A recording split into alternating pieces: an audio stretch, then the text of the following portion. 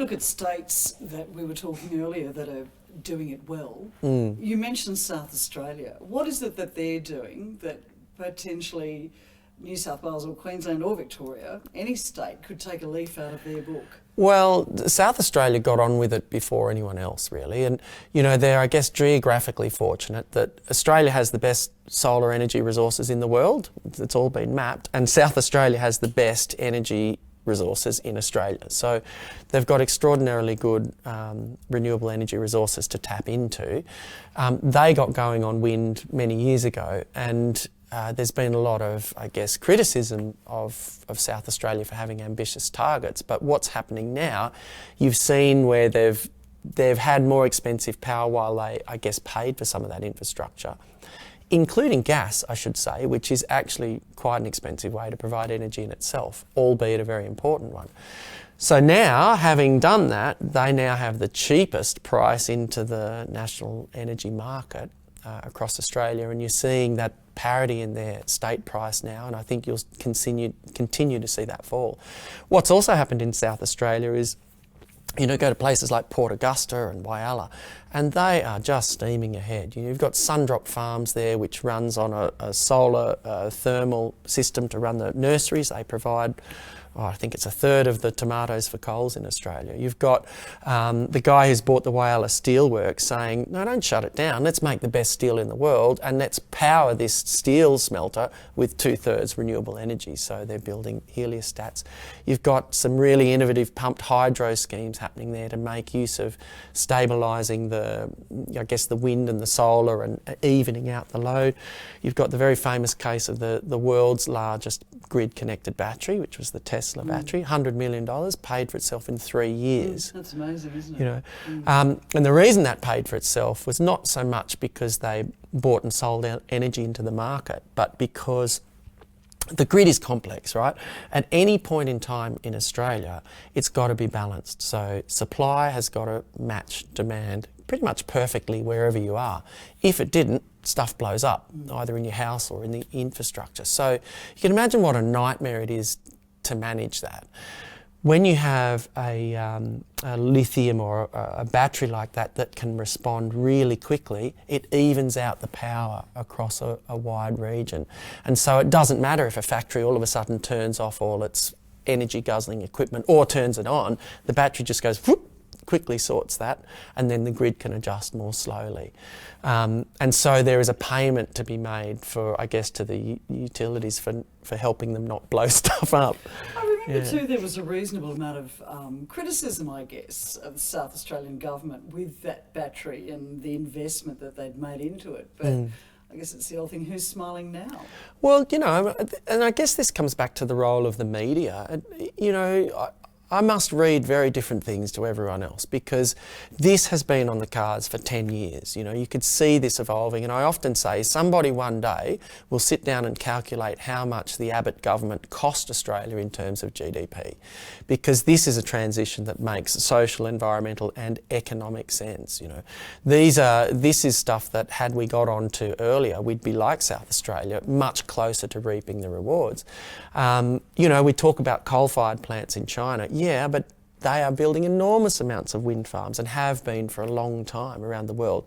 Who's going to be laughing when their energy price is cheaper than ours and we're not able to compete because we're behind the eight ball? It sort of seems like Australia, you know, should have the dunce cap put on and put in the corner. I mean, that's the picture that you're painting is really, well, you know, sometimes we make these steps forward, but by and large, compared to the rest of the world, we're pretty much just swinging in the breeze. Oh, look, I hate to say this, but yes and no. Yes and no. Like we are leaders in so many aspects, and as I said, we are actually putting in more renewables per capita than many other parts of the world now, like right now. It's just been this amazing growth in it. But, you know, I think what saddens me, Janine, is like, why is this stuff so controversial? Like, this just makes sense. You know what I mean? And I was talking to a guy the other day, interestingly enough, who calls himself a climate skeptic. But he said, but absolutely, we should be using the wind and solar to make energy. It's like, okay, I don't care what your motivations are, but at least you can see the same outcome. And I think that's what's true for me now. It's, you know, it just makes so much sense. And I can recall in the 80s, we lost a lot of intellectual property to the United States in terms of solar energy when there were people within the field, within Australia, who really wanted to move forward with it, but couldn't get a leg up from the government. And America went, well, come over here, hello, we'd love to hear what you've got to say. So it's interesting when you talk about, you know, what did Tony Abbott cost Australia economically, but it's been going on for a long time. It has. It really has. And part of that is the fact that Australia is such a small country at the bottom end of the world, you know. And really, you know, our view of the world is coloured by whatever prism we look through, you know. And certainly some of the mainstream media in Australia, I think, has been quite irresponsible in that regard. The other part of it is having sufficient people and interest to attract investment. There's a lot of criticism for overseas investment in Australia, but the reality is we just don't seem to have either the appetite or the funding here to back some of the ideas. I would argue that that's changing, and in some degree we're seeing a growth in startups and business accelerators, and I guess in some ways the legacy of Turnbull and his innovation nation and great time to be exciting and all that. You're starting to see much more of a focus on being smart. We had it years ago. I think, was it Hawke that had the clever country? No, Keating was the clever country, you know. Hopefully we're swinging back into that, because you're right, we have developed a lot of amazing things in Australia that have been commercialised overseas, and we've lost the opportunity for that. What's in it for governments to keep promoting coal? What's in it? Why? Why do we see our Prime Minister lovingly cradling a lump of coal? It's actually quite easy to answer. In the case of New South Wales, it's $52 billion of export earnings. So in a very real sense, our quality of life is underpinned by the export of coal to other countries. Now, my question is, you know, we didn't stop. Like, I can't go down to Bunnings or Mitre 10 now and buy a litre of whale oil. Do you know what I mean? And we didn't stop using whale oil because we ran out of whales in the ocean. You know, society changes, our expectations change, people change, and then we do things differently. Look at mobile phones right across the board as technology and humans change. So the question that I think the government needs to be aware of is like, well, how long is that going to go on for? And what's your plan B? Because if it's true that the planet is becoming increasingly worried about the impact of climate change, and I think they are, and if it's true that the bulk of people accept that all of the scientific institutions in the world are going, no, it's us, it's humans, we're making it worse, and we're making it worse through the emission of greenhouse gases. You know, you're getting vast amounts of activity in Europe, you're getting school kids, you know, striking all over the place. That sort of activity causes social and technological change. What's your plan B? You know, how long have we got? Is it 10 years? Is it 20 years? Is it 50? $52 billion is a lot of money to try and replace in an economy, though. I mean, that's not an easy question, really, is it? No. How would you replace it? Well, you'd start yesterday, wouldn't you? Do you know what? If there was any risk to the population that sort of income would disappear, you'd be starting, you know, any risk match, any businessman, any business person, I should say, will run a risk matrix and go, well, how am I going to mitigate the possibility? And you say, well, you know, I might be bitten by a snake, you know, in WHS land, I might be bitten by a snake.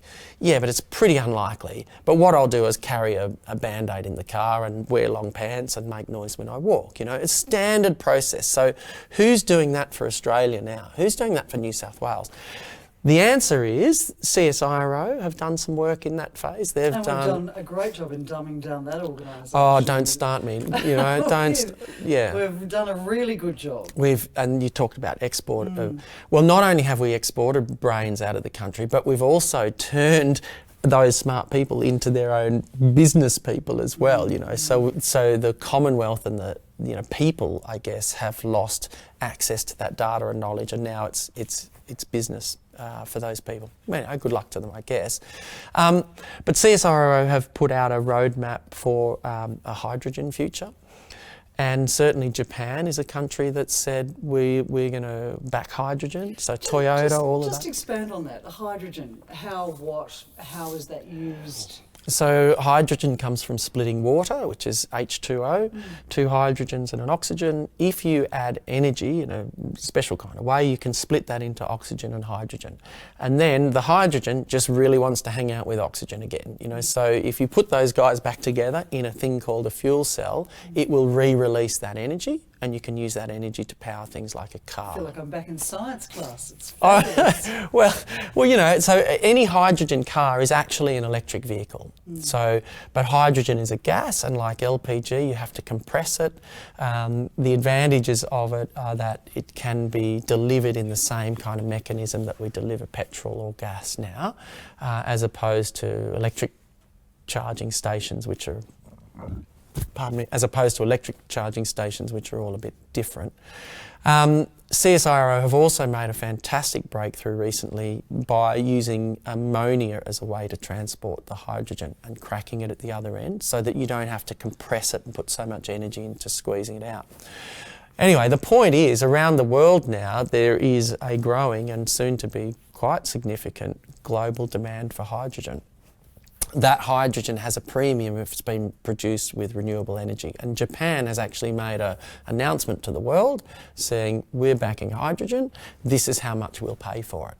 And so now, in fact, I have a guy I've been working with who's doing exactly that, who has a wind resource on his property that the grid is full. You can't put any more energy into the national grid. So what do you do with that renewable resource? Well, perhaps we can put it into hydrogen and help be part of that hydrogen export economy, which could replace the $52 billion economy. Sort of really seems like it's not going to be any one thing that's going to replace coal-fired power, that it potentially is a number of things, as you're alluding to now. Yeah, and that's going back to the Australian Energy Market Operator. That's exactly what they see, is a broad mix. And then it becomes important how you manage that. So there's a lot here to be said for, the internet of energy, if you like. How do you coordinate and manage all those divergent sources at different times? It's pretty exciting though, really, isn't it? I mean, not putting all your eggs in one basket, the whole solar basket or the wind basket, but actually looking at new technologies, and who knows what's going to be discovered. And I think with a little bit of forethought and the planning in the right sort of grid, we'll end up with a much better system. People wouldn't realise, but I think last week there were, 3 turbines failed in coal-fired power plants. Lucky we have snowy hydro to make up for it when that happens. But, the coal power is not this amazing, wonderful baseload, solve all our problems kind of thing. It has its own problems as well. The other thing to say, Janine, about coal too, just quickly, is that coal is an amazing substance. One of the really good things you can use it for is carbon fibre. There are other people working on using coal for soil carbon and increasing agricultural productivity. So it may be true that we should start thinking now about other forms of using coal. Wouldn't it be great if part of that $52 billion was an export industry turning coal into carbon graphite to make lighter aeroplanes to save fuel around the world? Totally. That would be smart.